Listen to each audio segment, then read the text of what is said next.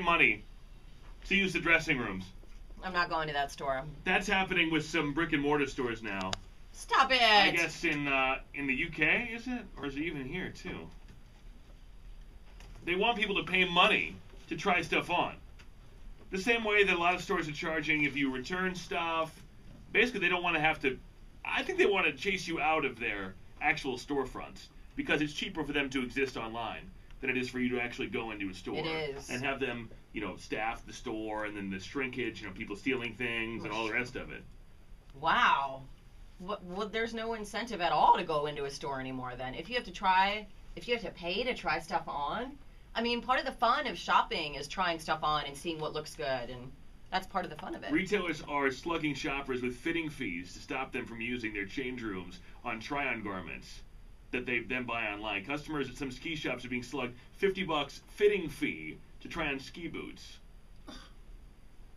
$50? Retailers want the federal government to abolish a tax break for overseas retailers who do not have to pay the 10% per goods and services tax, import duties of 10 to 15% on items costing less than $1,000. Anyway, so these stores want you to pay to try stuff on. Wow. Because it's easier if you just order from their website and then they send it to you.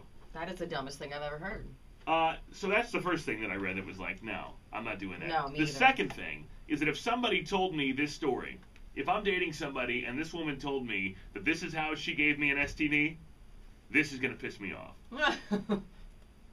This guy claims that a biologist, they went to research malaria in the West African village of Bandafasi, and during their expedition, the researchers were bitten quite often. 5 days after their return, on August 24th, both men had a rash around their bottom part, along with extreme fatigue, headaches, painfully swollen joints, etc., etc. And it turns out that the guy slept with his wife, I guess not being aware. She wasn't aware that he was having these symptoms, or he didn't care, or whatever. And she then inherited this strange STD called Zika. Okay. Is it treatable? Yeah, I guess so. Well. What do you mean, well? Well, it's not like he got it from banging somebody else.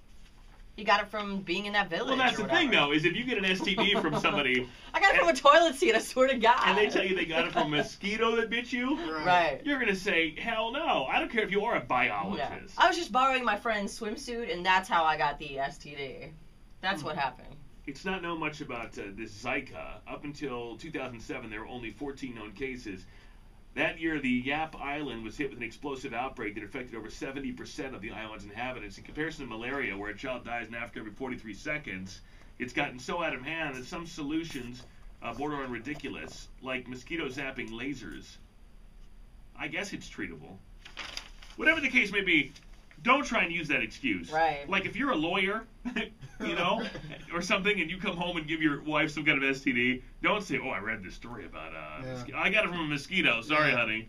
Your Honor, honestly, I have that Zika. I got the Zika going bag. on, and that's how I got it. I don't believe that for 1 second. From the bushes. 2 stories that I think are total BS. Total BS. Total BS. 848 on 103.5 KISS FM.